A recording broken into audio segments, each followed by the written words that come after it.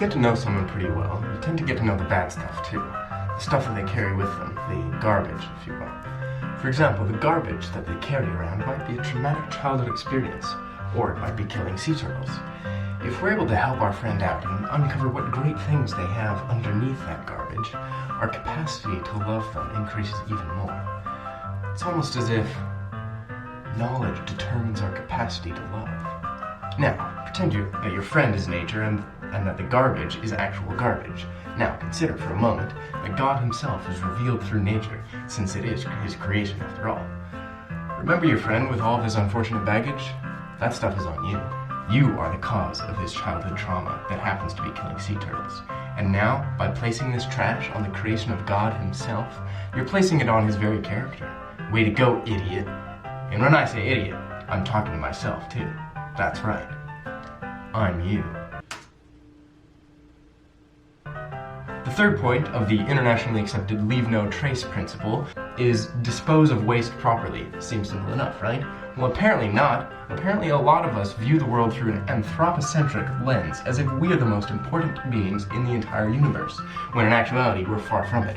Sure, God gave us dominion over the fish and the birds and the livestock and the wild animals, but nobody likes a ruler who treats his dominion like trash. Or rather, who trashes his dominion.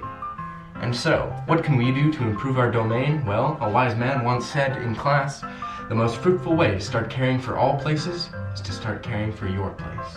So that's what I went out and did today, using a revolutionary app called Literati. To put it simply, it's Pokemon Go, but for litter. Here's the first one. So I took my phone, and my camera, and my hands to see if there were a few pieces of litter hanging around my local schoolyard. Ironically, some caution tape thrown up on the playground. It's weird down here. And boy, were there a few. I discovered that the laziness of humankind knows no bounds. Look at all this. Like, how hard is it, guys? The thing's right here. But I persisted and picked up as much as I could. Okay, that's nice and all, you might be saying, but isn't most of the litter of humans in the ocean? What's picking up a few dozen in my neighborhood gonna do? And if you're one of those people asking that question, give me your address and I will deposit my findings onto your doorstep next month. But seriously, ask the guy who started the McClure forest fire by dropping an unextinguished cigarette if he regrets it.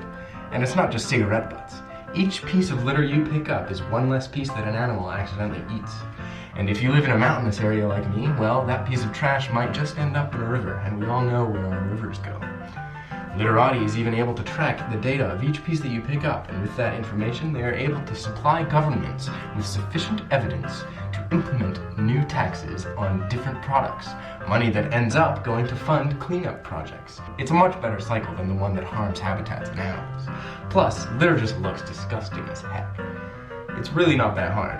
And trust me, if you just get this app, the knowledge that it's there will instill such a feeling of guilt in you. Every time you walk past a piece of trash, you'll just be forced to pick it up or lie awake at night listening to the crow's caw and knowing that they can't perform the Heimlich to dislodge that piece of garbage you didn't pick up.